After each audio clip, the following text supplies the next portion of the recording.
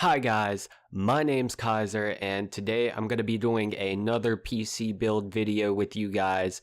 So without any further ado, let's go ahead and jump right into it. I know you're somewhere.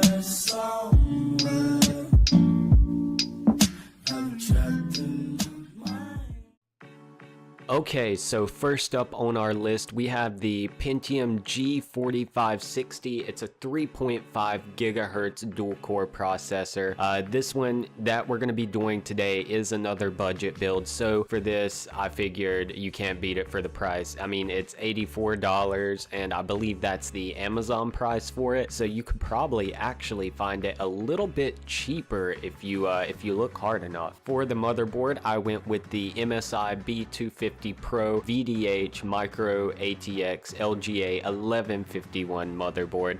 I know that's a mouthful. I had to read it myself right off of my screen there. But yeah, that's the one we decided to go with. Unfortunately, I don't have any pricing data for that one at the moment. But as always, I'll leave the PC part picker link in the description below, and I'll also leave my Amazon affiliate links in the links below just in case you want to help me by supporting this channel.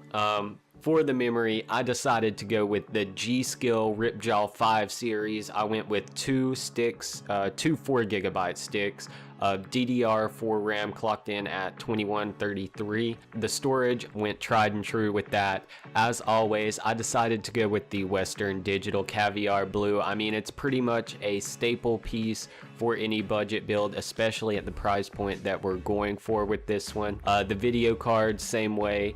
I went with the MSI GeForce GTX 1050 Ti 4GB video card.